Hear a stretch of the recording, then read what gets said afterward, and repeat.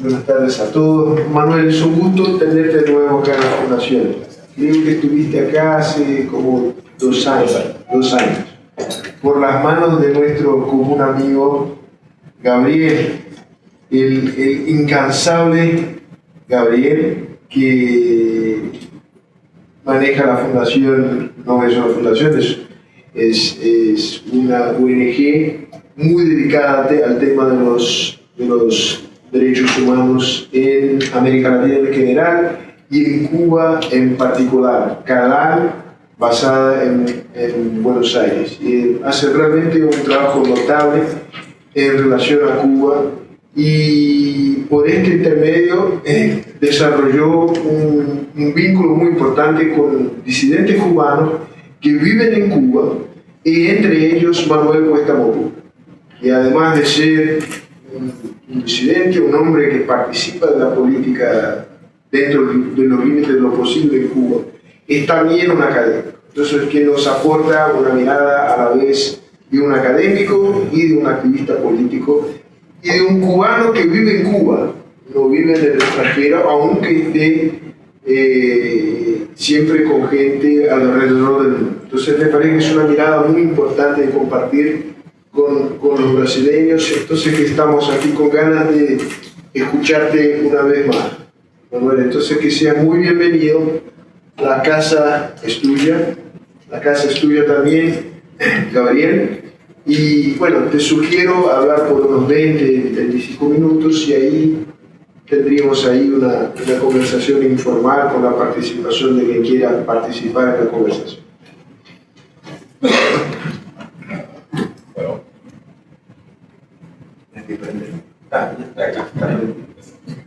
Bueno, gracias una vez más por esta invitación a la Fundación Enrique Cardoso. Gracias por su presencia, por recibirnos así de esa manera rápida, calurosa. Hablaré no por los 20 o 25 minutos, sino hablaré hasta el momento que vea a alguien pestañear. Ahí entonces te tengo para que la conversación... Hay mucho café, bueno, la gente no va a pestañear. Espero que... Y gracias también, bueno, a mi amigo Gabriel Zambia de acá, que ha funcionado muy bien como una especie de operador político y académico por esta zona del sur, ¿no? Y bueno, desde la última vez que estuve acá hasta ahora, hablar de Cuba supone hablar de ciertas cosas que han sucedido. Han pasado algunas cosas, ciertamente. No todas las cosas que nosotros queremos, pero sí han pasado cosas fundamentales que creo que deben ser tomadas en cuenta, sobre todo acá en América Latina. Justamente porque va en camino de lo que para algunos de nosotros es muy importante, que es la normalización de la visión que América Latina tiene de Cuba. Si normalizar eso creo que es importante para lo que puede venir después, y sobre todo para generar un mejor ambiente de cambios y transformaciones democráticas al interior de Cuba. Yo creo que una primera cosa que ha venido sucediendo y que es importante tener en cuenta, probablemente uno no lo pueda verificar totalmente en hechos, pero que yo creo que es fundamental, es el hecho de que ya Cuba no es la utopía. Y eso es importante. Tanto derecha como izquierda siempre, bueno, Cuba está alejada, es un espacio excepcional de experimentación política, de cambio político, tiene su propia dinámica, etc. Entenderla es difícil, por lo tanto hagamos lo que hizo una vez algún embajador norteamericano en China, dejar las páginas en blanco y seguir el camino. Esa pérdida de visión utópica yo creo que ayuda muchísimo. Y en eso, por supuesto, han contribuido mucha gente que visita Cuba cotidianamente, todos los años, repiten, van, se entrevistan, conversan y conocen lo que está pasando. Yo creo que eso es una cosa fundamental para la percepción política en América Latina. Y yo insistiré siempre en América Latina porque soy de los que cree que la democratización de Cuba pasa por caer dentro de su espacio natural. Somos caribeños, pero también somos latinoamericanos en un sentido político, y yo creo que eso es importante. Lo segundo que ha venido ocurriendo es que esa normalización de la percepción desde fuera hacia adentro corresponde con lo que está pasando y ha venido pasando dentro de Cuba. Ya Cuba es una sociedad más diversa, más plural, más abierta como sociedad, así en sus relaciones horizontales, no desde el Estado, pero en sus relaciones horizontales mucho más abiertas. Se puede verificar eso en todos los ámbitos. Uno es fundamental, la comunidad. Las comunidades en Cuba han sido comunidades donde se ha reproducido ese modelo totalitario con fuerza. Allí se controlan organizaciones como los CDR, son los Comités de Defensa de la Revolución, organizaciones como la Federación de Mujeres Cubanas. Sin embargo, ya allí hay una pluralidad interesantísima en todo el territorio. No es solo un asunto urbano, es también un asunto del país en sentido general. Y eso hace mucho mejor las relaciones horizontales entre la sociedad y los distintos actores que operan. Yo creo que son cambios fundamentales de la diversidad y la pluralidad al interior de Cuba. Otro cambio fundamental es la visión de los actores, vamos a llamarle, de la inteligencia en Cuba, los actores críticos, los intelectuales, académicos. De una manera transversal, todos ya tienen una visión crítica desde sí mismos hacia el Estado. Algunos más, otros menos, algunos con unas categorías distintas a la del resto, pero todos tienen una visión crítica. Y yo creo que esa, en algunos casos ruptura, en otros casos divorcio, en otros casos lo que una politóloga llamaba distanciamiento de la clase intelectual del poder, pues abre una discusión mucho más rica al interior de Cuba de lo que podría cualquiera imaginar. Todos estos cambios los reflejo de una manera transversal que van desde el ciudadano común, pasando por los diferentes sectores y por aquellos que todos los días hablan de Cuba en sus blogs, la prensa, en sus revistas, en sus intercambios. Yo creo que ha llevado a un elemento que probablemente fue una sorpresa para muchos. Y es que cuando el gobierno cubano hace un año abre una especie de discusión para la reforma constitucional, comenzaron a revelarse las sorpresas, incluso para el gobierno cubano. La primera cosa fundamental que comienza a reflejarse, y a mí me gusta unir toda esta evolución de la sociedad cubana y las distintas rupturas con el proceso constitucional mismo, lo primero que sale a relucir aquí es que los cubanos quieren discutir el sistema político. Contrario a la visión de que los cubanos lo que nos interesaba era un poco, somos caribeños, bailar, comer, vestirnos bien, etc. Lo que tampoco está mal. No está mal, para nada, pero bueno, dije solo, ¿no? La gente piensa, a los cubanos solo les interesa eso. Lo primero que se rompe es justamente esto, los cubanos dicen, queremos cambio político. Queremos una transformación del sistema político que ya no responde a las necesidades y las demandas de lo que necesitamos como país. Y estos señores en todos los niveles, esto no es solo intelectual, esto no son los pequeños grupos democráticos, disidentes o activistas, esto es de manera general un planteamiento que empieza a atravesar este proceso de discusión alrededor de la Constitución y los cambios constitucionales. Recordemos una cosa, la Constitución comienza a ser, digamos, como que cambiar en un círculo cerrado de supraelectores, ¿no? Contarán aquello de los planes electores. Bueno, un grupo de supraelectores, el número de 33 fueron los que se abogaron el derecho de decir que debía o no cambiar la Constitución. Y ellos fueron desbordados por las demandas y los requerimientos, las inquietudes de sectores ciudadanos, de sectores populares, de sectores intelectuales, dentro de conversaciones que, por cierto, estaban muy limitadas, estaban muy acotadas y no tenían una metodología tampoco. Sí, podía llegar a algún lugar, en un barrio cualquiera, y a alguien del Partido Comunista, diciendo hoy nos toca debatir y guiar una conversación que no tenía alguna sustancia. Sin embargo, esos espacios se convirtieron en espacios de requerimiento de la ciudadanía en muchas elecciones al gobierno. Otro punto importante es que el gobierno se da cuenta de que tiene que acotar el debate político, porque de lo contrario se desbordaba en la propia Constitución. Y este acotamiento lo hizo diciendo que, uno, la soberanía radica en el partido. comunista por siempre. Dos, que lo que llaman la irrevocabilidad del socialismo, que estaba escrito en la Constitución, eso no tenía discusión, eso es irrevocable, eso no es, o sea, no es para la eternidad. Y tercero, y algo bastante peligroso, la definición del Estado a partir de la ideología, cualquiera sea, en este caso la socialista, lo cual supone una exclusión incluso desde criterios nacionales, que uno nace brasileño, hondureño, guatemalteco y cubano, no nace con una identidad ideológica.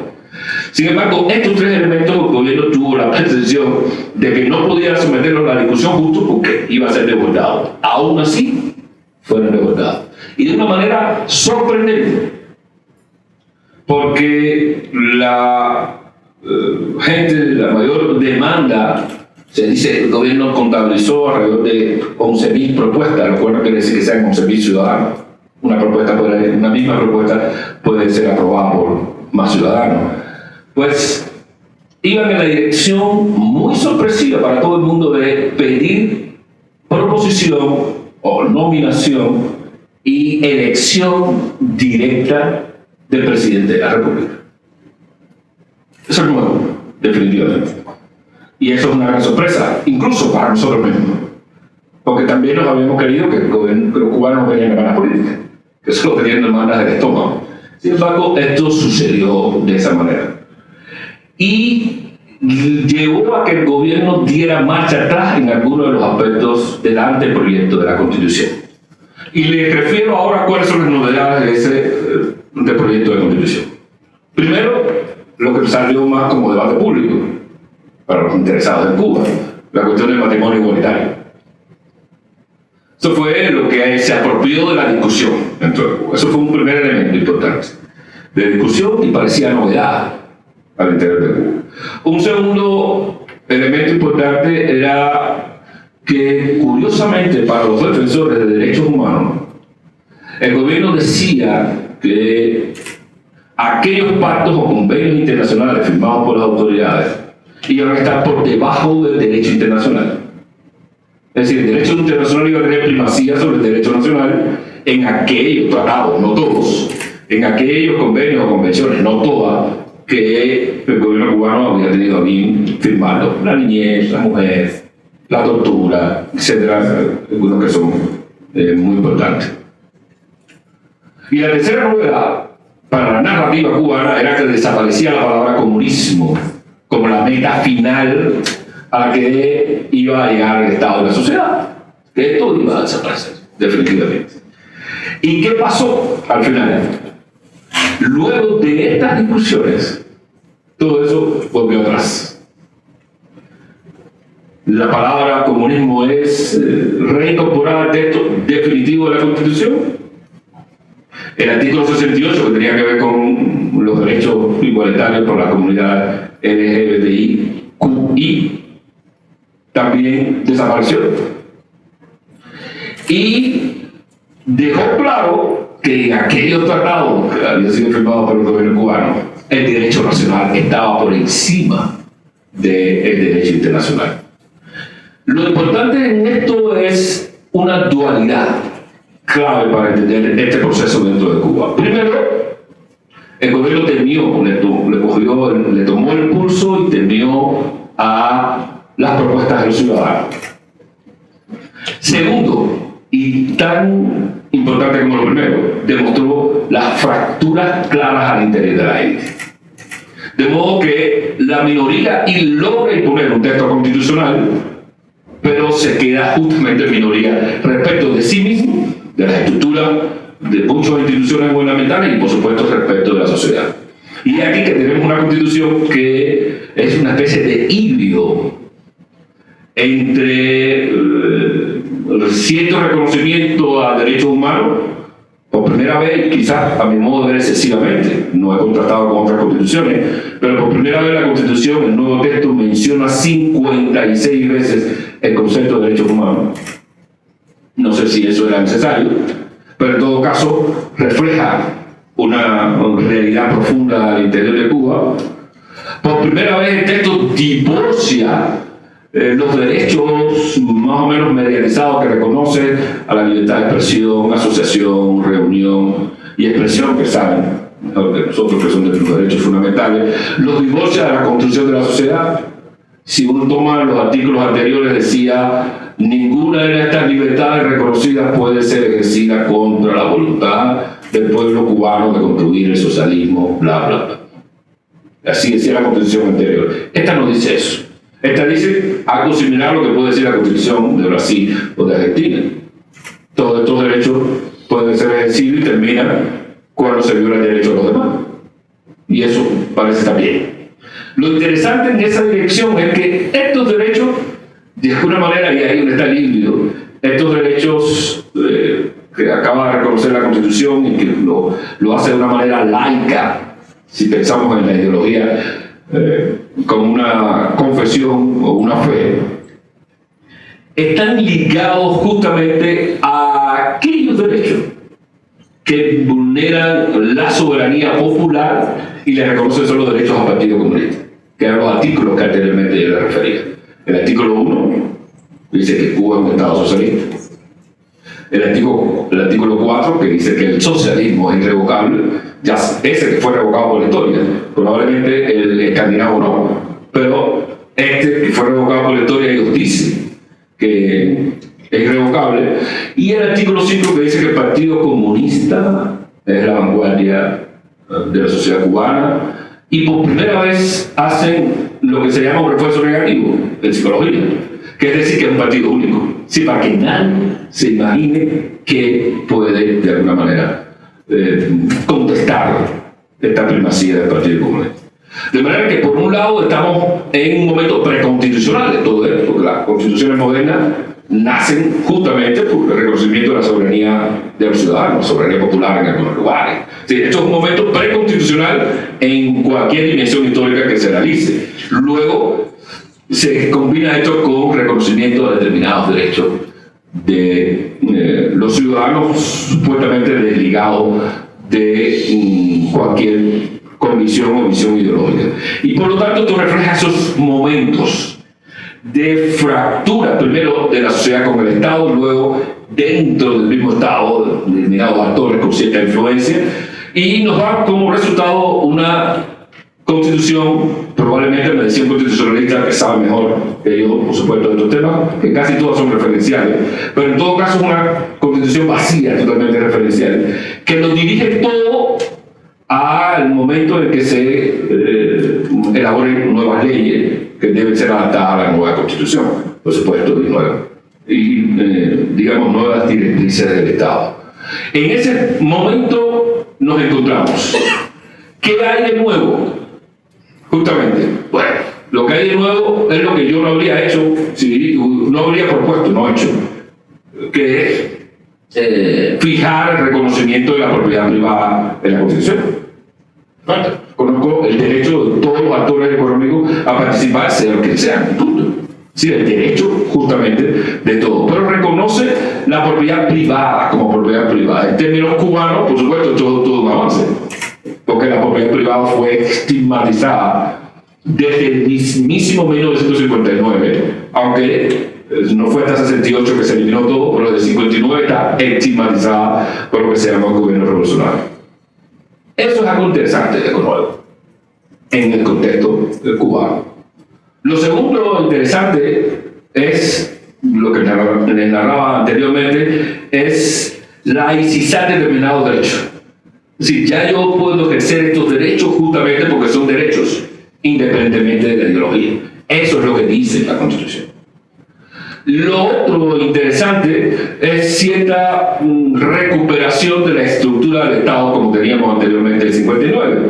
Presidente, primer ministro, y esta genera como que más poliarquía al interior del poder, ¿no? Se supone que, bueno, para tomar una determinación te hay que consultar muchas más fuentes de poder que no de derecho en Cuba a la hora de tomar determinaciones, y eso puede parecer un tema interesante.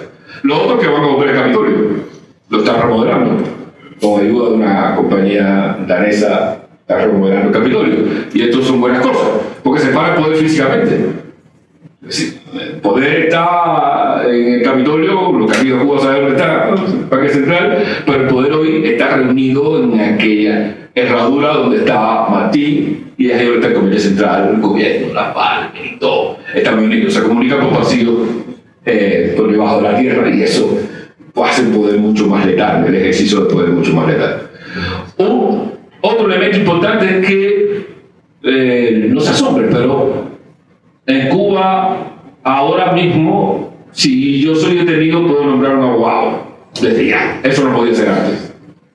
Sí, antes la policía tenía derecho primero 7 días, después 7 días más a investigar, y luego era que yo podía nombrar un abogado. Y eso da cierta seguridad, cierta garantía, que yo pueda llamar en el momento que me detengan a alguien, un abogado, decir, mira, me están deteniendo, me están llevando. Eso tiene valores incluso agregados de garantía y seguridad para los ciudadanos.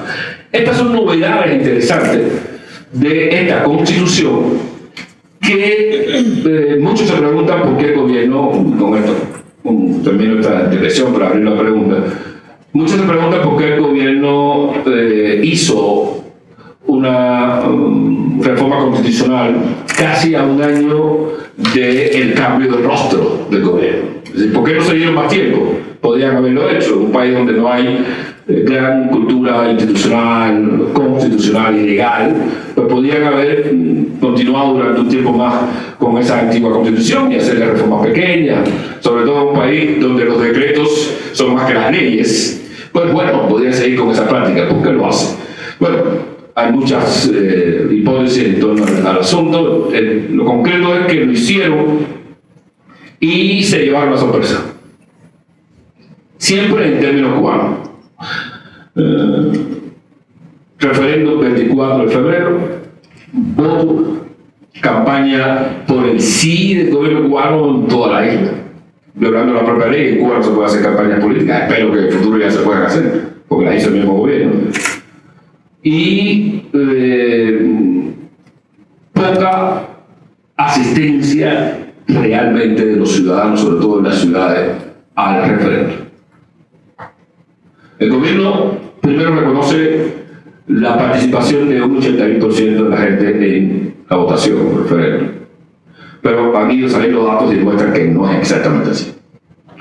Luego reconoce que un 73% votó sí por la reforma constitucional, lo cual supone que el resto, de una manera u otra, se opone a ese texto constitucional. Y se da cuenta de que ya hay una minoría social y política instalada en el país que ha venido constituyéndose a lo largo de los últimos procesos de votación que no electorales en Cuba, por lo menos desde 2012. Una minoría que para la población cubana, de 11 millones y tanto, es significativa, ¿no? Son más de 2 millones de cubanos que o votaron no, o se abstuvieron de ir. 1.200.000 se abstuvo de ir, no fue, ese día fueron a la playa y a bailar. Otro tanto anuló el acto de votación, anuló la boleta, mandando un mensaje político, y otro tanto más temeroso, y en la escala justamente de los miedos de los que vivimos los cubanos, echó la boleta en blanco y se fue también a bailar y a disfrutar con su familia. Esta minoría puede no ser significativa en términos democráticos en cualquier lugar. 73% parece estar muy bien. Un gobierno que tenga ese respaldo pues puede hacer casi exactamente lo que le da la gana. Digamos, AMLO en México. Sin embargo, en términos cubanos es importante, porque como todos ustedes conocen, la utopía dice que todos estamos alrededor del Estado, de la revolución, el gobierno y el socialismo. Las votaciones en Cuba siempre fueron plebiscitarias, de importancia del 99%. El 99% podría parecer absurdo, pero es muy importante como mensaje, tanto a la comunidad internacional como al interior del gobierno, que cualquier vena o beta de oposición es una franja mínima, así le llamaban en Cuba, de desafecto, que no han entendido las bondades de una revolución. De manera que, si lo ponemos en términos democráticos, podríamos decir justamente que el gobierno ganó en términos democráticos, pero la revolución, la visión holística del gobierno cubano perdió absolutamente. Tiene que aceptar la presencia de una minoría importante de ciudadanos activos al interior del país, y muchos se preguntan qué va a pasar con esos 2 millones que no tienen representación en esta nueva constitución. Yo creo que por lo tanto estamos en un momento fundamental para, por lo pronto, la lógica que defendemos a Cuba, que es la de un proceso institucional de cambio. Es una lógica gradual que incorpore a la ciudadanía, porque ya a partir de ahora el gobierno cubano no puede decir que somos una minoría, un grupúsculo insatisfecho, que no entiende de las bondades de qué es el que va con la revolución cubana, sino que tiene que reconocer que hay una minoría importante. Y de ahí se abre lo que nosotros de alguna manera estamos tratando de articular. Hemos venido haciéndolo precedentemente antes de la reforma, pero ahora queremos articular con más fuerza, que es el concepto de convertir el ámbito constitucional y legal que viene en el próximo espacio político y cívico para lograr la democratización de Cuba de la ley a la ley. Porque, y con esto sí ya termino, hay 2 artículos en esta nueva constitución que reconocen la iniciativa ciudadana. Y nosotros vamos a emplear un artículo que permite las iniciativas de ley y otro artículo que permite la reforma constitucional. Y en esa dirección pues vamos a trabajar y estamos articulando lo que nosotros llamamos la propuesta 2020, que no significa que en el 20 tengamos que tener cambio democrático, pero que sí tenemos un piso más en el proceso de transformación del país. Muchas gracias por su atención. Y por gracias a ustedes.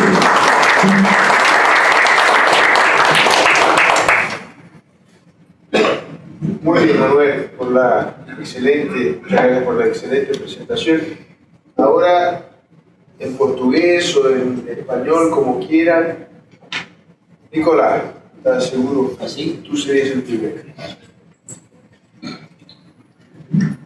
Muchas gracias, Manuel. Quería preguntarte, muy sintético, ¿en qué medida los acontecimientos sucedidos en Venezuela impactan en el régimen cubano y en su mala o buena reputación?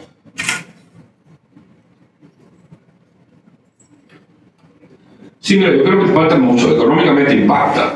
25.000 barriles de petróleo relativamente diario que se pierdan, eso significa que para el gobierno cubano es complicado. Luego, cuando las fuentes de sustitución del subsidio se van reduciendo en el mundo, ¿no?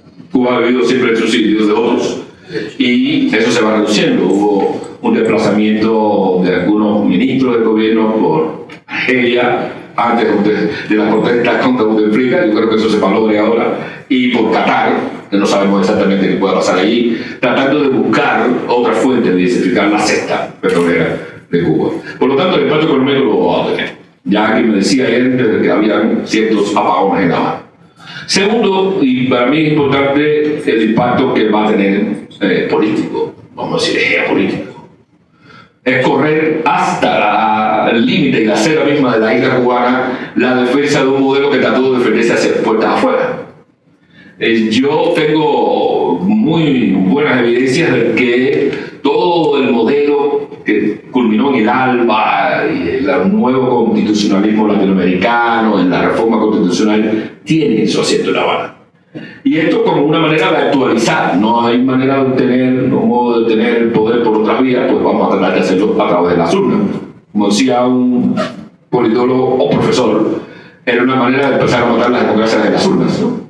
Y este proceso Cuba lo ensayó, el modelo cívico-militar en Venezuela. Si eso se desaparece, pues claro, retira las defensas de Cuba y tiene un impacto interno muy importante. De manera que ahora el gobierno cubano no solo está defendiendo ese modelo hacia afuera, sino está defendiendo la legitimidad y fuerza de ese modelo hacia adentro mismo, en un momento en que la ciudadanía cubana está más empoderada. De manera que va a tener un impacto, y así creo que hay que un poco atenderlo, ¿no? Y para nosotros sería significativo. De hecho, en los últimos días hay un recrudecimiento de la represión contra activistas, y justamente responde a esto, ¿no? El gobierno sabe reprimir preventivamente para que no haya una escalada definitiva de conexión ciudadanía, activistas, propuestas, y eso puede redundar no en una caída inmediata del régimen, pero sí ya en un daño fundamental hacia el titular del voto.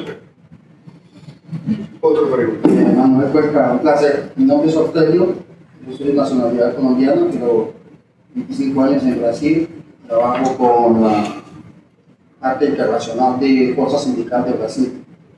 En 2014 para 2015 estuvimos en Cuba haciendo una visita con los compañeros de la CTC y sobre los diversos aspectos que estaban habiendo y los cambios que se estaban ya perfilando en Cuba.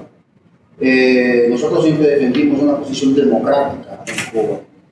Actualmente tenemos a la Alternativa Democrática Sindical, que es una organización de las Américas y que están afiliados los compañeros de los sindicatos cubanos independientes, los compañeros Joel Brito y exacto. Entonces, ¿qué es lo que te quería preguntar? En esa época que tuvimos allá, se hablaba de 500.000 trabajadores no estatales y 400.000 trabajadores por cuenta propia. Y existían unos restaurantes llamados Paralar. Todo lo que vi antes, inclusive, yo estoy hablando de un año y medio antes del cambio para Canel. Yo vi esto, precisamente lo que usted está diciendo aquí me parece un cuadro perfecto de que cambios se están profundizando en Cuba, porque trabajadores no estatales y trabajadores por cuenta propia en un país socialista, esto es muy extraño, ¿no? Al menos para mí se llama con la palabra correcta iniciativa privada. O sea, esa gente tiene que ir a rebuscarse por cuenta propia y a buscarse el pan de cada día como cualquier persona en la iniciativa privada. Entonces yo quería preguntarte si, porque hace ya de 2014 a 2019, 5 años, quería preguntarte si este proceso continúa en un nivel mayor o igual, porque para poder tener una claridad de lo que estás diciendo, que me parece muy importante. Nosotros defendemos mucho la apertura política y democrática en Cuba. Somos muy respetuosos de lo que está pasando, de ese cambio en Cuba, porque también entendemos que hoy, por ejemplo, no hay un modelo único con lo que está pasando en el mundo. Todos los problemas del populismo, todos los problemas, los desastres que están habiendo en la gobernanza global no nos permiten decir cuál es el modelo, pero sí creo que podemos contribuir en un modelo que sea más adecuado para una sociedad más justa, igualitaria, si no igualitaria, por lo menos más justa y un desarrollo más sostenible posible en los días de hoy. Por eso me parece muy importante tu exposición. Sí, mira, ese proceso se ha ido profundizando, definitivamente. Ya el gobierno cubano autoriza un cambio de lenguaje, ¿no? Lo que conocemos como coldepropistas ya son propietarios privados, así. Y por tanto, si está autorizado, la demanda es la de un poco, o la sugerencia, más que demanda es la de adecuar el lenguaje, ¿no? Buscar un lenguaje correcto, sobre todo para lo que está pasando, porque estos trabajadores no son ya por cuenta propia, tienen intereses, negocios, se han expandido en su mayor parte de manera ilegal, pero se van expandiendo dentro de Cuba. Por lo tanto, esto se ha profundizado, y a mi modo de ver se ha profundizado de la mejor manera. No porque el Estado concede, sino porque el Estado cede. Y eso es clave, porque en algún momento el gobierno dijo: estos son trabajadores por cuenta propia, que no entran en el sector fundamental de la economía, que se tiene que sindicalizar en la Central de Trabajadores Cubana y que no van a tener toda la seguridad jurídica, ¿no? Pero pasaron dos cosas fundamentales. La economía más dinámica en Cuba es o la economía privada o la economía informal. Es más dinámica que la economía estatal. Eso se lo aseguro definitivamente. De modo que esta gente se fueron imponiendo no solo frente a la sociedad cubana porque defendieran o resolvieran determinadas necesidades, sino porque ya empezaron a ser atractivos para los inversores extranjeros. ¿Quién en algún momento hospedaba más gente? ¿Los hoteles del Estado o aquellos que estaban en el sistema de Airbnb? Justamente estos últimos. Y eso obligó al Estado de alguna manera a tratar de frenarle el asunto. Pero ya tuvo que ceder. Ya tuvo que reconocer que estaban en trabajo. Y en la medida en que la economía global no les estaba resultando eficaz, pues obvio tuvieron que ir aceptando hasta el momento en que de algún modo lo reconocen legalmente. La clave está, ya no tanto, y viene del mundo sindical, la clave ya no está tanto, aunque todavía lo está, en la igualdad ante la ley para este sector. Porque el precepto constitucional elemental es que todos somos iguales ante la ley, en cualquier lugar del mundo. Sin embargo, este sector no es igual al resto. El gobierno no le permite invertir, por eso lo hace ilegalmente, no le permite exportar, tampoco le permite importar y establecer consorcios con cualquier restaurante de pizza italiano si es que le interesa. Esta desigualdad ante la ley para un sector reconocido por la ley es uno de los grandes conflictos y uno de los grandes debates constitucionales que vienen adelante. Pero lo más importante es el sector del trabajador, ahora mismo, que sigue contratado indirectamente, no le pagan directamente y en algunos casos se ven cosas escandalosas, por lo menos en términos nacionales en Cuba, y es que son sustituidos por trabajadores extranjeros. No, muchos hoteles están siendo finiquitados, terminados por trabajadores de la India o de cualquier otro lugar para no pagar a los trabajadores cubanos lo que pagaría un inversionista extranjero. Y yo creo que esto ha sido muy fundamental en los últimos años y es por esto el régimen también cede, porque muchos actores ya empiezan a expresarse en las calles siguiendo la demanda al gobierno. Ya no son pequeños grupos que dicen los trabajadores merecen, son los mismos trabajadores. Ya no son pequeños sectores o gabinetes inmobiliarios que dicen que se necesita inversión, son la misma gente que son propietarios de la casa, los que comienzan a decir al Estado.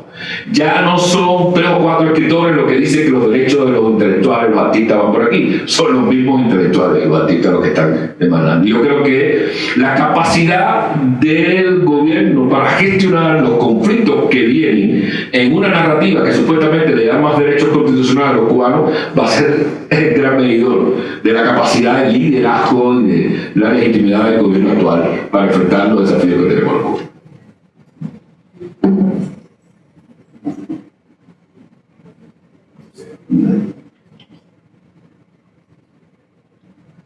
Boa tarde, meu nome é Pedro Sá, sou professor da Universidade Federal do ABC, eu acho que a gente se apresentar. Eu queria entender como é que essa Constituição foi escrita, porque toda vez que a gente vê uma Constituição tem sempre o nome lá, Assembleia Nacional Constituinte, quer dizer, são delegados que foram eleitos com o objetivo específico de escrever essa Constituição. Aqui no Brasil faz isso.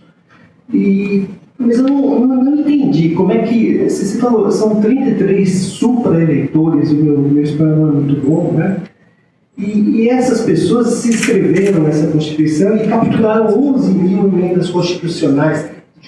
Qual é o mecanismo que captura essa vontade do cidadão cubano e leva isso até esse poder, que eu não entendi direito onde que ele está, se é governo, se é executivo, legislativo.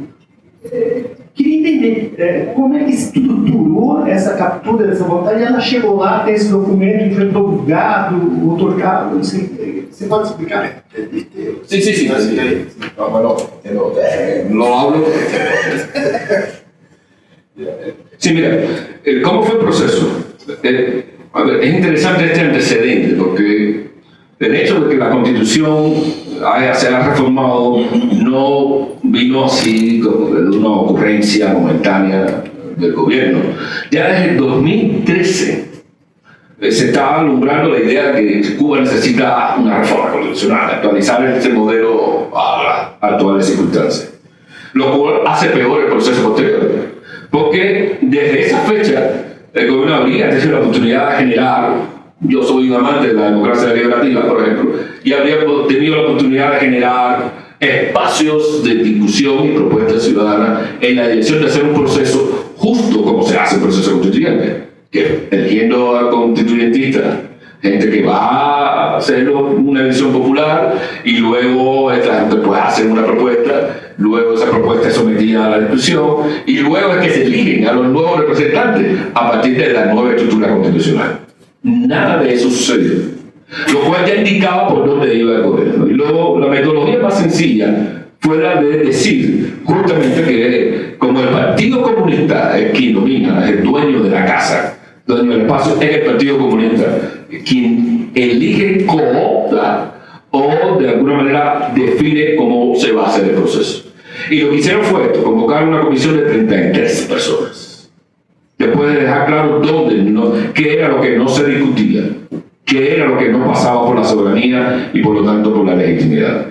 Convocaron 33 personas, mucha gente se preguntó por qué el número 33, por qué no 31 o 35. Alguien lo asoció a que Fidel Castro tenía 33 años cuando. No, y que por lo tanto simbólicamente es la explicación mítica más racional que he encontrado para entender ese número 33. En todo caso, fueron 33 personas que se encerraron en sí mismos. Y de ahí sacaron un anteproyecto de constitución.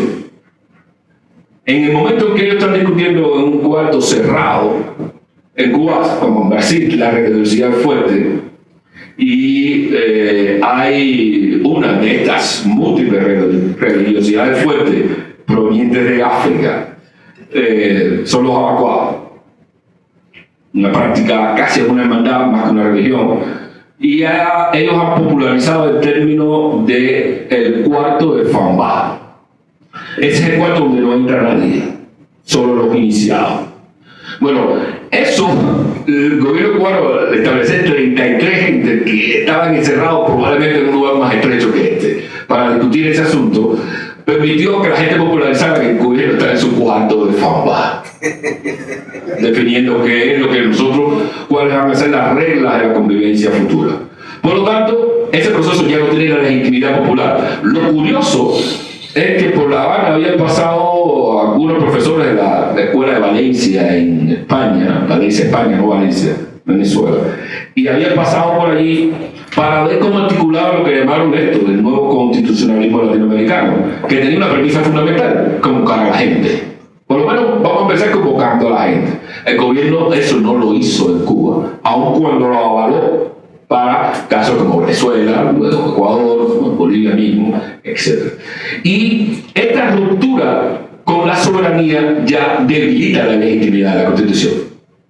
Luego, si tú sacas tres elementos que no van a ser discutidos para nada, pues la legitimidad sigue cayendo en picada.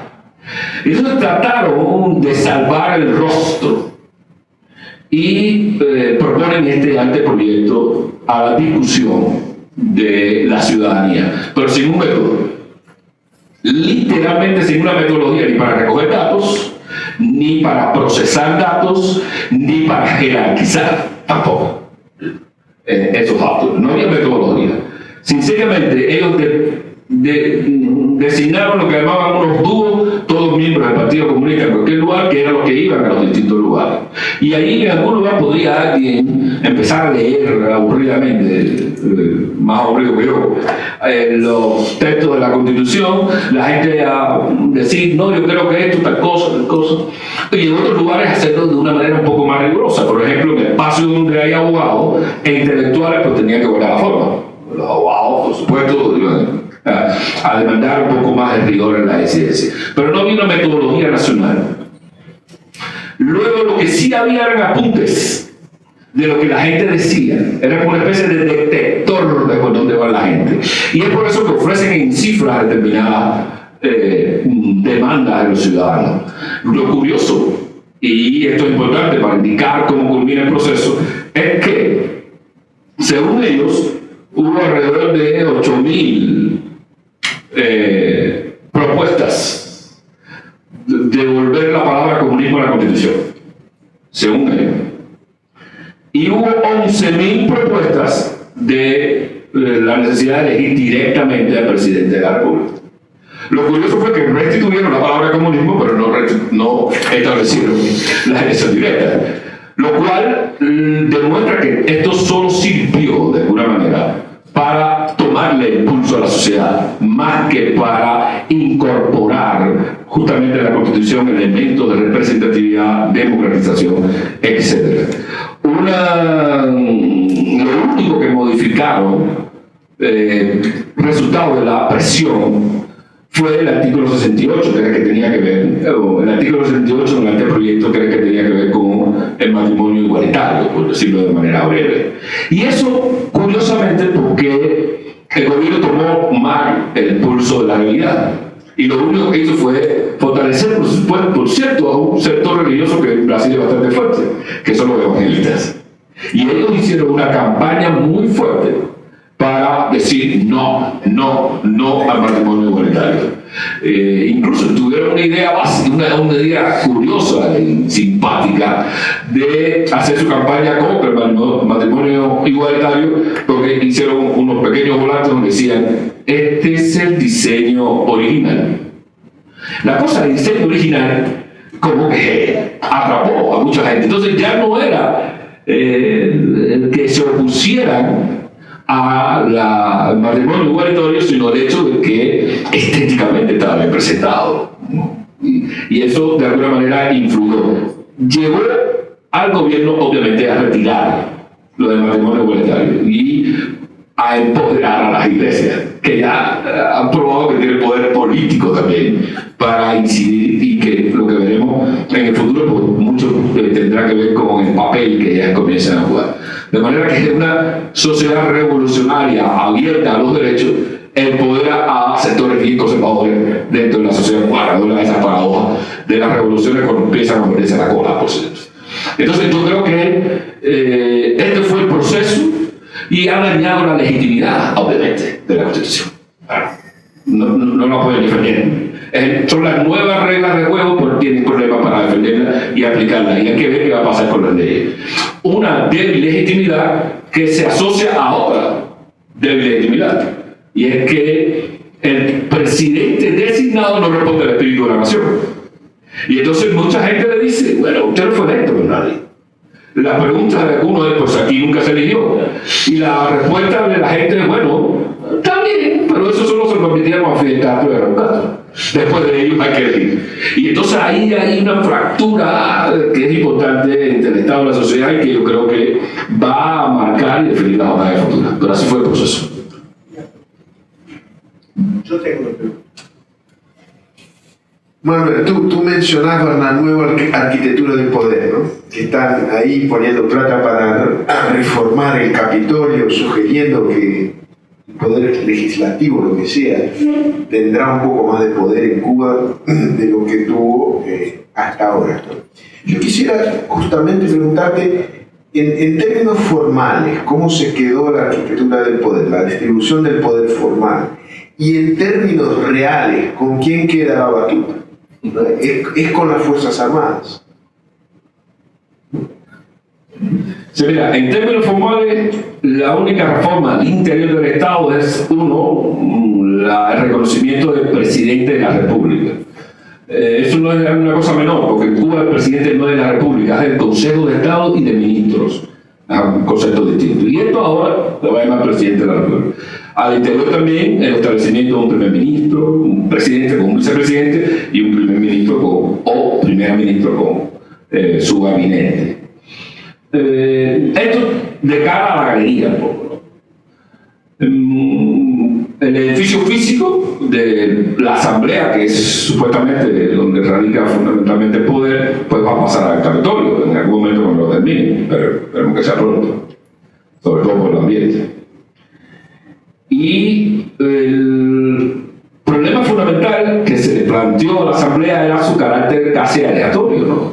Como los Estados Generales se reunían, no sé cada qué tiempo, en Cuba se reúne 2 veces al año, a veces 4. De manera que no hay profesionalización del trabajo representativo, y eso genera un problema incluso de acumulación de decisiones, porque no tienen tiempo para ser discutidas, y eso favorece, por supuesto, los poderes, ¿no? De modo que detrás de esta máscara el poder real recae justamente en los militares, que son mucho más dentro del buró político, teniendo en cuenta que el buró político es la estructura clave del Partido Comunista, son mucho más de lo que eran antes. Segundo, no son solo los militares a cargo del ejército cubano, no es el típico ejército profesional, el mundo oficial, pero obviamente queda a cargo del ejército, Fuerza Armada, pero también de la economía. Entonces hay una simbiosis ahí que tira todo el poder en torno a este sector, que busca, por supuesto, darte cierta forma más participativa, como esto de la discusión, etc. Pero yo creo que no debe perderse de vista lo que yo llamo, o lo que cualquiera podría llamar, obviamente, porque no es un descubrimiento, ciertas fracturas más visibles al interior del poder mismo, ¿no? En todo caso, avalado por el hecho de que la fuerza del modelo político cubano era muy personal, era Fidel Castro. Fidel Castro lo hacía todo, lo decía todo, lo definía todo, lo decidía todo. Y eso básicamente es el hábito político de Cuba. De hecho, cuando Raúl asume, tiene ciertas dificultades, pero todavía tiene la estrella de comandante de Hombre de la Sierra. Pero ya con Díaz-Canel es más complicado. Y entonces, detrás de este juego, por supuesto, vienen todas esas fracturas que crean no solo brechas institucionales y toma malas decisiones, algo que pasó, por ejemplo, con un ministro recién nombrado, muy flamante, que tuvieron que quitar, tenía que ver con el transporte, hasta las propias grietas institucionales, ¿no? Que pueden ser aprovechadas tanto por ellos como por la propia sociedad para tratar de avanzar su agenda y su demanda, ¿no? En caso que las escriban. Así es como veo yo la configuración de este frente. Sí.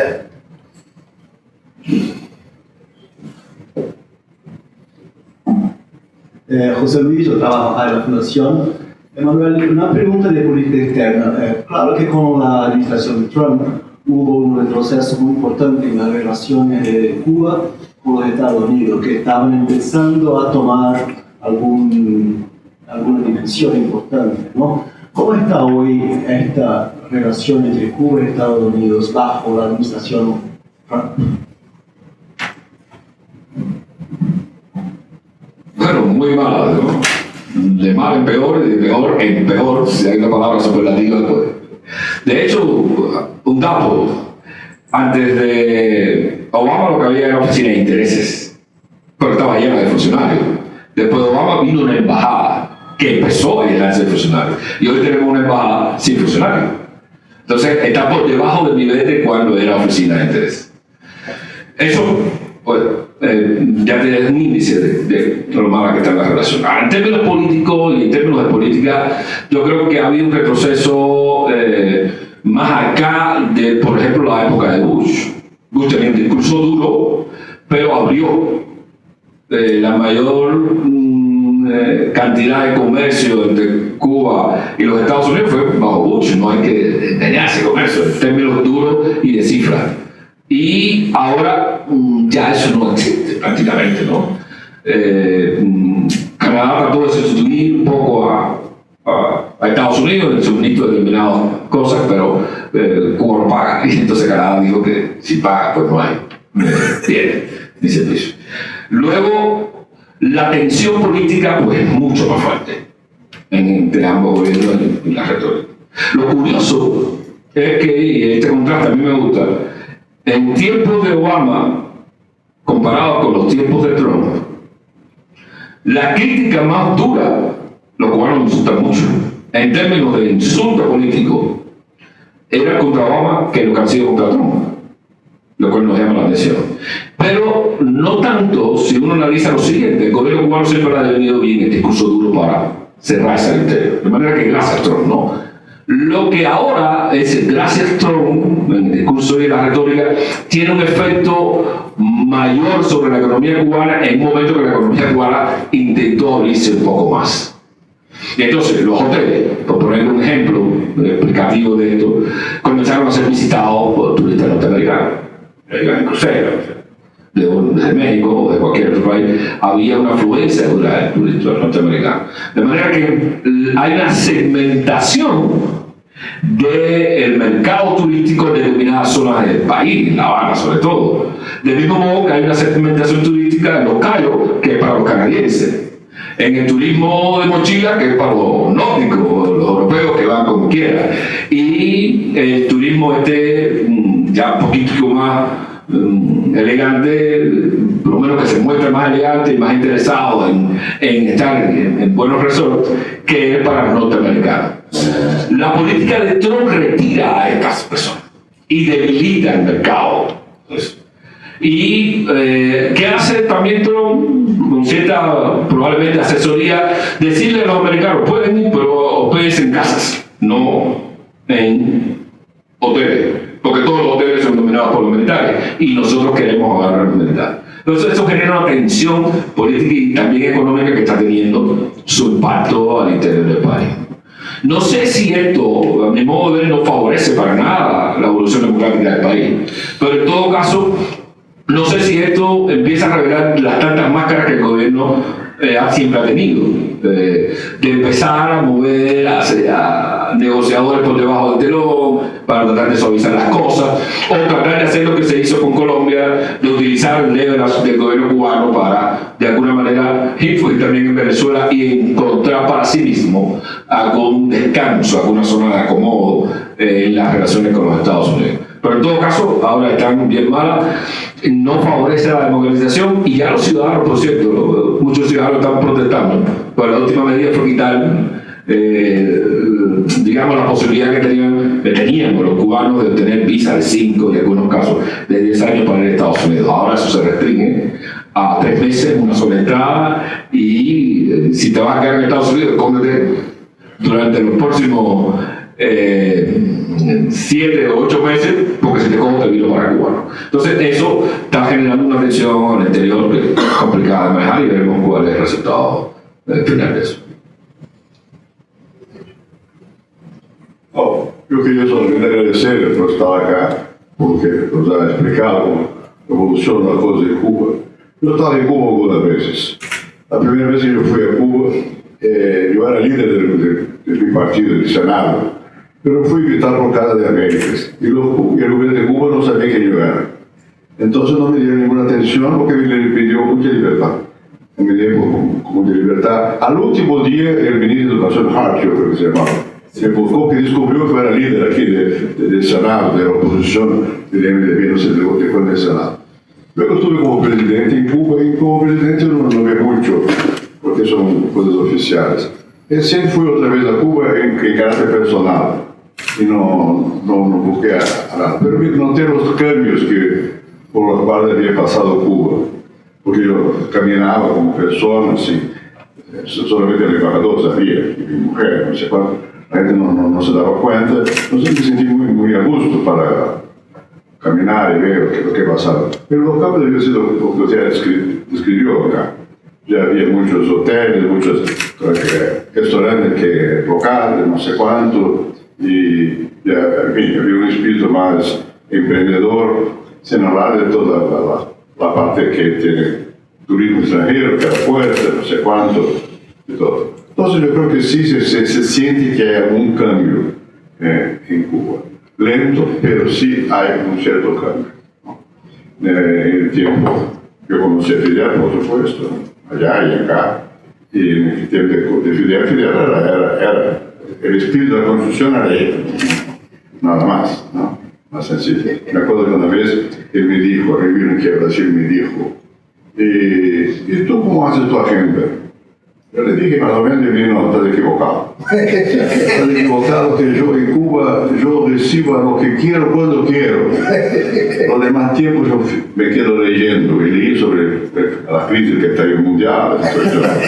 Yo le pregunté cuántos años tú estás en el gobierno. Me dijo, bueno, si yo hiciera igual acá, yo caería, porque yo tengo que atender a la gente. Me gustaba más leer libros, no puedo. Tengo que hablar con la gente. En fin. Era otra Cuba. Bueno, ahora hay algo que hace la Constitución. Muy interesante lo que mencionó, las brechas que se perfilan ahí por la Constitución y todo lo demás. Pero también acá, los brasileños no tienen mucha idea de cómo se hizo la Constitución. Yo supongo que no. Sabe más o menos. Yo estaba allá, yo fui redactor adjunto de la Constitución de Brasil. En aquel entonces había un gran debate acá que era lo siguiente. ¿La Constitución será hecha por delegados constitucionales o por una delegación implícita, pero que se explicitaba, no tenía conciencia, pero era así, que los representantes tradicionales, o sea, los senadores y los diputados? Ganó esa segunda hipótesis, los senadores y diputados que fueron encargados también de hacer una Constitución. Aquí, aún en el periodo militar de dictadura, se mantenía una cierta simulación constitucional, como si hubiera una constitución que fuera emendada varias veces por los mismos militares, no sé cuánto, pero siempre se mantuvo la idea, lo cual es importante, tener la ficción de la Constitución, aunque no sea verdad. Que en otros países cuando no hay Constitución es peor. Ahí no, hay siempre una cierta lucha, una cierta posibilidad. Pero yo estoy de acuerdo, conviene que haya una Constitución que sea otorgada. Por cierto que la democracia soberana es del pueblo. No, el partido no tiene fuerza, como en Cuba, no hay legitimidad democrática real. La democracia real proviene de que el pueblo eligió. Hoy en el caso nuestro, aquí se discutía mucho, porque la delegación fue implícita, no fue explícita. Pero yo fui redactor de las reglas por las cuales la Asamblea debería de pronunciarse para hacer la Constitución. Yo vi, y lo llamé para el punto mío, es un vídeo de la Corte Suprema. Bueno, entonces metimos ahí un artículo que fue muy curioso, que había también la posibilidad de enmiendas populares a la Constitución. Y la gente podía presentar enmiendas y podía también defender la enmienda en la Constituyente. Lo cual es curioso, porque ellos no tienen delegación para hablar a la Constitución, a la Constituyente. Pero sí, se incorporó esa idea un poco esdrújula, que alguien del pueblo podría hablar en la Constitución. Y hablaba. Desgraciadamente nunca se analizó la cantidad y la calidad y la dirección de las enmiendas populares. Por muchos millones, centenas de millares de propuestas constitucionales que están todas guardadas en el archivo del Senado. Todo estaba muy digitalizado ya, ¿no? Y era una especie de delirio colectivo nacional. Cada quien que tenía una idea hacía una enmienda a la Constitución. Bueno, y también había una cosa muy curiosa aquí, no sé cómo en Cuba, seguramente que no, que los constituyentes, o sea, los diputados y senadores, el espíritu de la época era muy libertario. Entonces cada quien creía que la soberanía correspondía a él como representante del pueblo y que no aceptaban un texto básico para discutir la Constitución, porque eso significaría alguna forma de limitación. Para cómo hacer una Constitución. Copiamos el modelo de Portugal, inventamos una comisión que se llamaba de sistematización. El presidente nombrado para esa comisión fue un señor muy importante acá, un constitucionalista, profesor Afonso Arinos, que tenía una comisión Arinos que había hecho una propuesta constitucional anteriormente a la Constitución. Pero Afonso Arinos ya estaba un poco viejo, yo no puedo hablar de viejo, él era un niño que se debió ir. Pero entonces, en un cierto momento realizaron una intervención y yo fui nombrado vicepresidente junto con Passarín, que era del otro lado, y nosotros controlábamos un poco Afonso Arinos, era incontrolable, muy inteligente, pero no tenía ritmo para hacer la cosa. Bueno, llevó mucho tiempo, porque cada parlamentar podía hacer lo que le daba la gana. Y redactamos, yo y ese señor, yo vi las reglas, como sería, varias comisiones. Cuando se lee la Constitución hoy, las partes de la Comisión son las comisiones que nosotros inventamos para escuchar a la gente. Y fue un proceso lento, 2 años llevó, de formación de un texto que fue organizado a partir de esas discusiones de cada uno y que cada quien se creía muy legítimo representante de todo el pueblo para hacer la Constitución.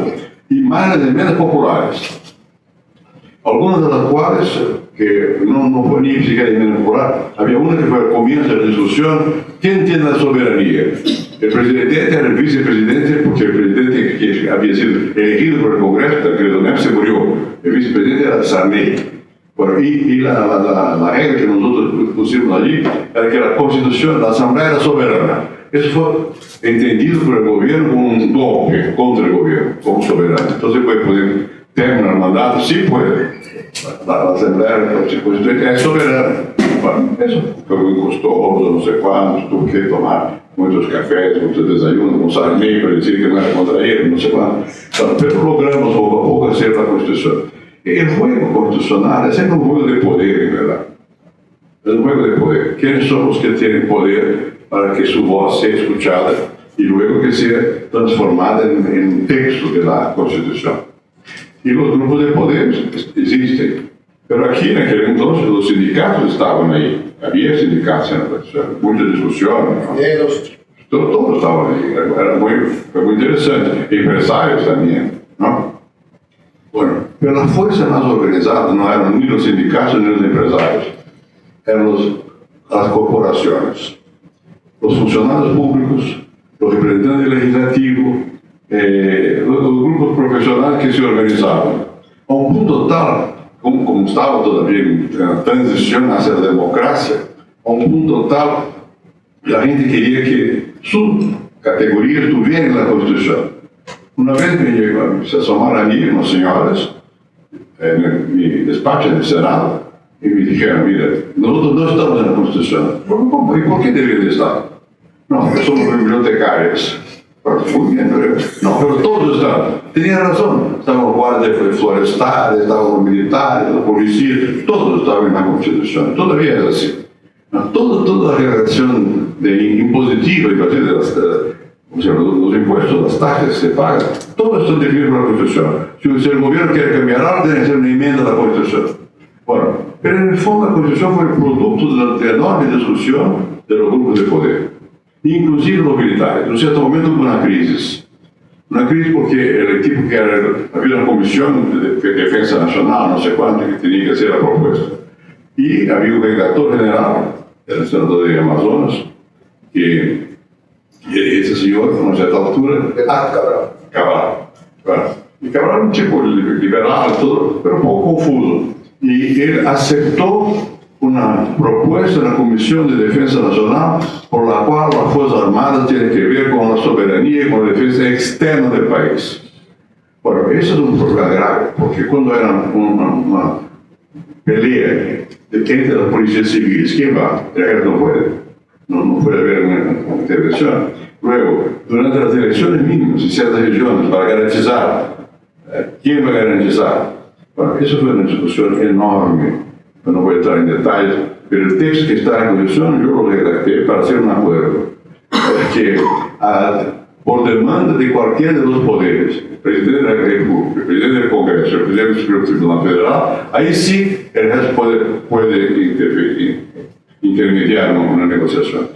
Claro está que los militares tienen alguna fuerza y su carrera está toda definida en la Constitución, pero yo no creo que haya sido predominante en aquel momento.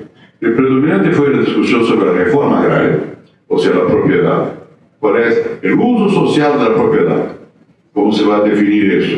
¿Hay un uso social o no hay un uso social? La propiedad es privada, ¿es absoluta o no es absoluta? No es absoluta en el caso, se consagró el concepto de uso social de la propiedad. Y eso abrió espacio para la reforma agraria. Eso es una discusión inmensa sobre la cuestión, eran cuestiones sociales que se discutieron. La duración del periodo de trabajo. Y el liderazgo de la Asamblea Constituyente era Mario Covas, el principal líder de la Constitución, y yo era líder del Senado, primero era del Congreso, en fin. ¿Cuál era nuestra función ahí? Era de alguna manera hacer la intermediación.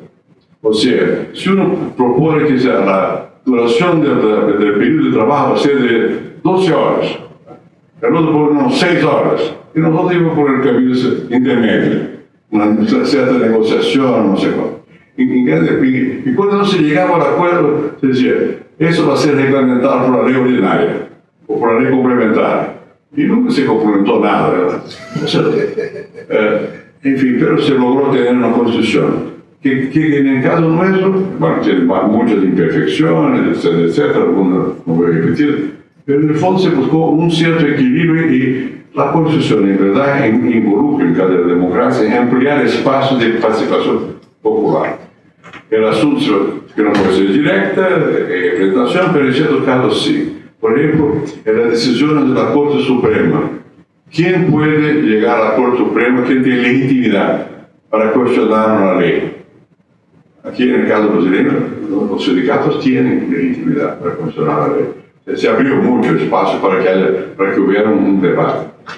la Constitución se propone como sea un marco definitivo, no son.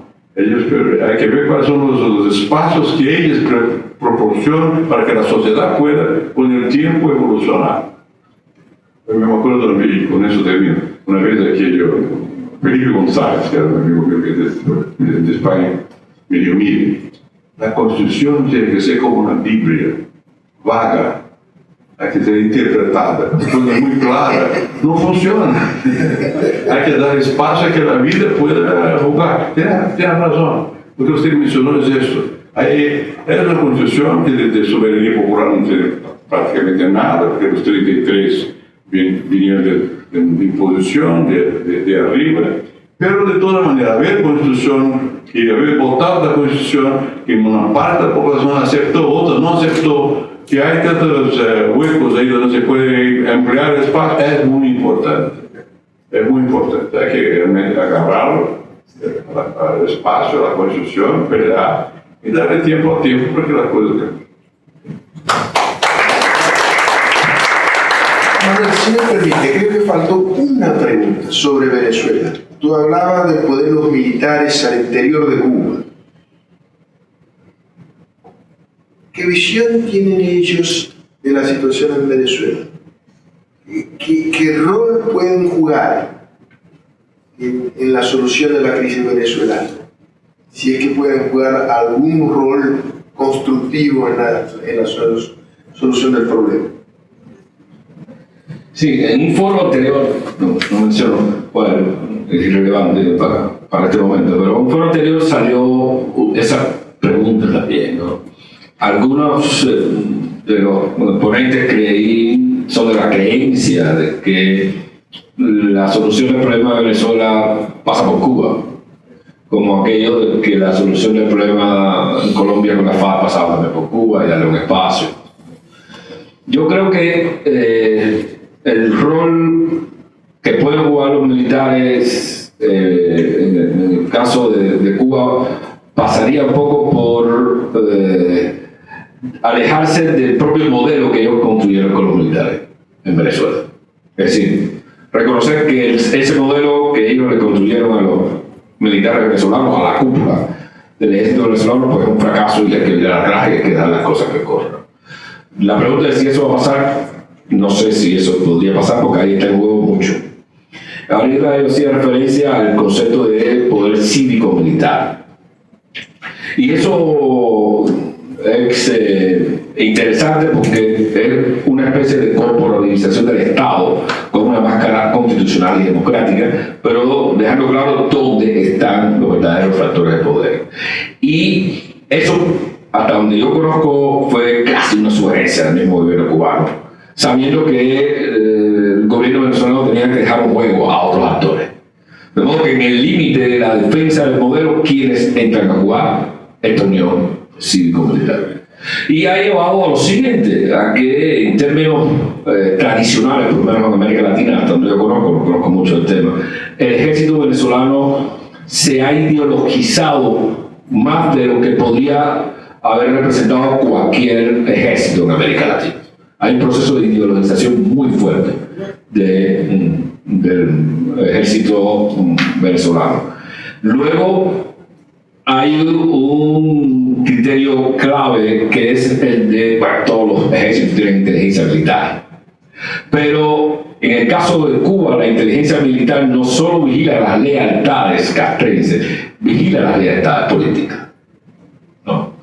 Y no sé si eso pasa así, pero probablemente el ejército norteamericano, aunque no es una tradición hacerlo, alguien puede pensar más de Trump, lo que no puede presionar la Constitución.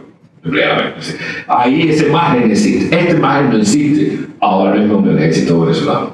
Y ese control de inteligencia militar probablemente sea difícil de desarmar, a menos que el gobierno cubano diga, bueno, nos rendimos también de este modelo, cosa que yo veo bastante difícil. Por eso creo que la solución de sentar a los cubanos a la mesa para solucionar el conflicto de Venezuela no es exactamente, o no tiene la misma dimensión que tuvo la de sentar al gobierno cubano para la guerrilla en Colombia, porque ya la guerrilla en Colombia en sí misma había rendido una estrategia y había dicho vamos a negociar. El gobierno cubano solo facilitó este proceso y por supuesto tuvo su participación, probablemente también con el Ejército de Liberación Nacional, aunque esto fracasó en última instancia. De modo que en Venezuela también está en juego el rol de los militares por dentro de Cuba. Porque el modelo a ensayar justamente una vez que pasa Raúl Castro es casi el mismo.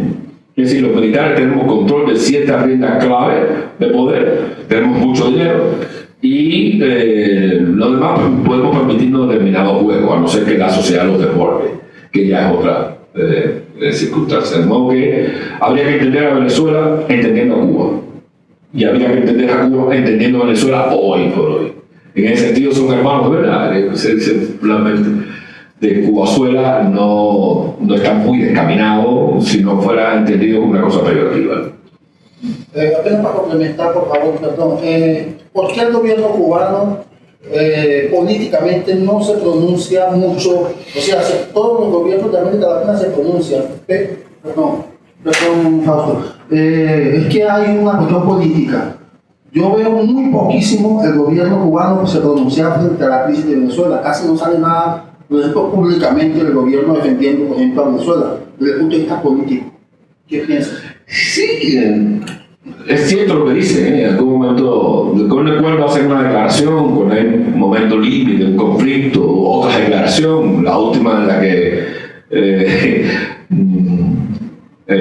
Bolton decía que, bueno, sí, la doctrina Monroe está bien, ¿no? Y por lo tanto, Cuba también que se cuide, Nicaragua vamos para acá, ¿no? Ahí el gobierno como que salta un poco.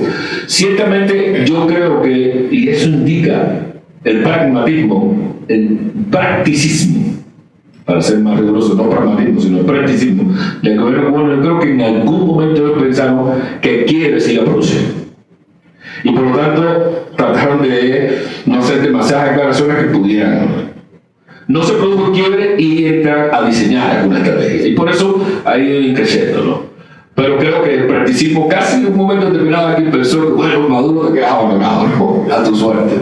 Pero, porque parecía que se iba a control, ¿no? Había un increciendo de escenario, reconocimiento, está gobierno, más presión popular, de pronto la gente pensó que podía producirse y yo creo que el gobierno cubano cayó en eso, ¿no? De manera que se desnudó un poco y es una manera también de entender cómo el gobierno cubano se maneja frente a crisis. Por un viejo aprendizaje que se dejó de darlo de la nada. Pero en todo caso, yo creo que eso explica por qué se han pronunciado bastante poco, aunque en los últimos meses, pues, en las últimas semanas han tratado de decir algo un poquito. Gabriel. Sí, Manuel, vos en un momento mencionaste que la nueva constitución permite juntar 10.000 o 50.000 firmas para impulsar reformas, ¿no? La anterior también aceptaba algo parecido, un caso interesante fue el proyecto Varela. Teniendo en cuenta ese antecedente y que ahora tú, bueno, tienes posibilidad de estar acá y tener más contacto internacional, ¿en qué medida esa idea que tienes de impulsar reformas a partir de juntar 10.000 o 50.000 firmas requiere del apoyo internacional? Porque después puede pasar de nuevo lo mismo, que te digan, no, las firmas no son existentes, meten preso a los que juntaron las firmas, o sea, como que no hay una institucionalidad interna que garantice que tú y los activistas en Cuba puedan ejercer ese derecho si no es necesario tener un apoyo internacional para eso, ¿no? Y en ese caso, ¿de dónde debería venir ese apoyo? Interesante. Yo creo que efectivamente, ¿no? Dentro de la sociedad civil cubana, una discusión un poco en relación que hacer con todo esto de la Constitución. Algunos decían que no, porque participar de alguna manera de legitimar al régimen y ese régimen de legitimidad. Otros creíamos que había que participar, cada uno con su opción. La participación es interesante. Pero en el caso de un sector en que yo me inscribo, la idea nuestra incluso no fructificó mucho porque la Constitución daba la opción que daba, era sí o no. Y esa era la visible, ¿no? De hecho, eran las primeras elecciones democráticas en muchos años. Democrático, tú podías escoger sí o no de manera legítima. Pero un sector creíamos que no era interesante decir no a toda la Constitución, sino concentrar las baterías en esto que nosotros llamamos el núcleo de soberanía, ¿no? Los artículos 1, 4 y 5, concentrar la batería y decir, no, este es el núcleo totalitario que un sector quiere mantener y por lo tanto hay unas cosas que no vale la pena debatir, pero estas son cosas que valen la pena debatir. Y en esa dirección nosotros nos movimos. ¿Juntos por qué? Porque habíamos leído el anteproyecto. Y el anteproyecto, por no sé qué razón, reforzaba la iniciativa ciudadana. En la Constitución del 76 había solo un elemento para la iniciativa ciudadana, que fue lo que llevó al proyecto Varela. Recoger 10.000 firmas para presentar una iniciativa legislativa X, ¿no? Eso continuó en esta Constitución y fue reforzado por otra cosa, que a mi modo de ver es el triunfo de ciertos reformistas en el poder. La posibilidad de hacer reformas constitucionales, poder proponer iniciativas para que los ciudadanos adelanten o avancen reformas constitucionales. Eso no estaba en la Constitución del 76. De manera que hay un doble refuerzo que nos ha llevado a decir a nosotros, ya, el gobierno, el Partido Comunista aprobó la Constitución, vamos a estrenarla nosotros. Y estrenarla es esta iniciativa que estamos tratando de sacar adelante, que es la que llamamos Propuesta 2020, que busca, obviamente, recoger tanto 10.000 firmas para una iniciativa legislativa como 50.000 firmas para una reforma constitucional. Que luego sería demasiado engorroso de escribir aquí, se lo puede enviar en correo para que lean y hagan una visión. Pero está claro que, como ha sido en todas las reformas y procesos de transición globales, sin solidaridad internacional no camina. No hay nunca. Sin solidaridad internacional ha habido una reforma o una transición democrática. Por poner lo del comienzo de la tercera ola de 70 y tanto, ¿no? Yo creo que ahí la solidaridad internacional es clave. Y en el caso de Cuba es más clave todavía. Porque el gobierno siempre ha manejado el concepto de que quien se meta aquí está violando la soberanía, así que por favor. Eso es un escudo. El segundo escudo ha sido nosotros tenemos el mejor modelo del mundo. Médico y medicina y educación y también un poquito más allá para ofrecerle al mundo. De manera que quédese tranquilo con eso. Ahora nosotros le decimos a la comunidad internacional, básicamente a donde vamos y vamos a ir en América Latina. Ahora existe una opción de solidaridad concreta en un nuevo contexto. Hay iniciativas que no quiebran la soberanía. La única demanda sería pedirle al gobierno respeta su propia ley. Ustedes acaban de aprobar una constitución. Nosotros no nos estamos metiendo en esos asuntos. Solamente los ciudadanos de su país están utilizando la ley que ustedes acaban de aprobar. Y queremos hacerlo en caliente, porque cuando las cosas se enfrían, pasan otras y vienen otras prioridades y de pronto la gente no capta el asunto. Por eso hemos salido ya con esta propuesta en la que nosotros vamos a buscar textos. Y nos lleva esto a un momento más político que social. Algunos amigos han dicho, bueno, pero ¿por qué no empezar por una agenda social más mínima que atraiga a la gente? Yo personalmente les he dicho, mira, para sorpresa agradable de muchos de nosotros, ya el pueblo cubano está montado en una agenda política. No solo una agenda social. Si nosotros vamos con una agenda social detrás de ya la voluntad expresa de los ciudadanos de moverse a una elección política, estaríamos por detrás de la ciudadanía, no por delante de la ciudadanía o acompañándola o al lado de la ciudadanía. Segundo, todas las agendas que está poniendo el gobierno son políticas. Puso un poco mediatizadamente a discutir la Constitución y eso es una agenda política, eso no es otra agenda. Y ahora viene una ley. La primera ley que se va a reformar es la ley electoral.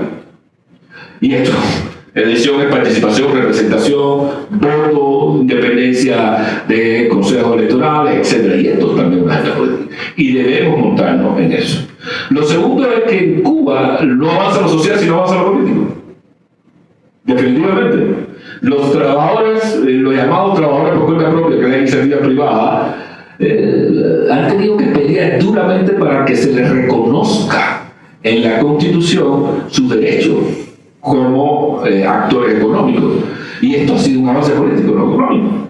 Esto ha sido un avance en el sentido de que el gobierno inició toda esta apertura más o menos controlada y cada vez que ha querido, ha limitado el ejercicio de esa actividad.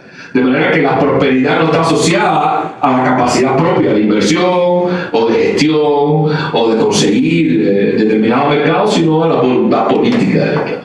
De manera que en el punto actual en el que estamos, para lograr estabilidad, seguridad jurídica y espacio, hay que hacer reforma política. Razón por la cual nosotros estamos tratando de pedir toda la solidaridad del mundo, porque como dicen los chinos, que intervención no te protege, y al mismo tiempo porque no sería una ruptura de lo que está establecido, simplemente sería decirle al gobierno cubano, pero el artículo, se los avanzo, 164 de la Constitución de ustedes permite recoger 10.000 firmas. El artículo 227 de la Constitución de ustedes permite recoger 50.000 firmas, disculpen. El artículo 56 reconoce el derecho a la manifestación pacífica, lo dice así, a la reunión, a la asociación y a la libertad de expresión. Eso es lo que estamos pidiendo, que le respeten a sus propios ciudadanos. Y yo creo que por ahí hay un camino interesante que no supone convocar ejército ni supone más violencia, solamente para apoyar este tipo de iniciativas.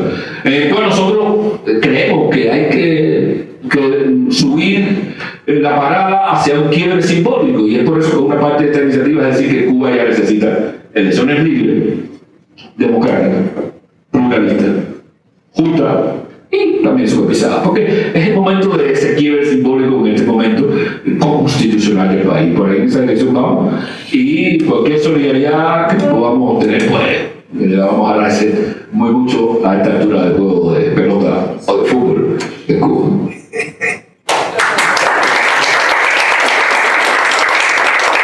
Manuel, muchísimas gracias. Lo mejor del gradualismo de la transición en Cuba es que de tanto a tanto podemos llamarlo acá para enterarnos de los avances en el largo proceso que ojalá más temprano que tarde llegue a un punto de verdadera democratización de Cuba. Y bueno, basta con decirle muchas gracias por todo. Muy obrigado a todos aquí para Manuel y Gabriel.